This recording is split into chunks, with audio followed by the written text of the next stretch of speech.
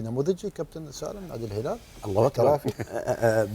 بدرجه امتياز يعني نادي الهلال من الانديه يعني الكبيره في اسيا، وحاليا يعني من الانديه العالميه يعني الهلال يعني مثل ما تفضل اخواني يعني نظرا لغيابات الهلال الى ان نادي الهلال الطابع موجود أكيد. الهلال قادر يؤدي، قادر ينافس، قادر يبرز فنيا وبالناحيه النتائج. حلو هالمديح يوم مديح واحد نصراوي.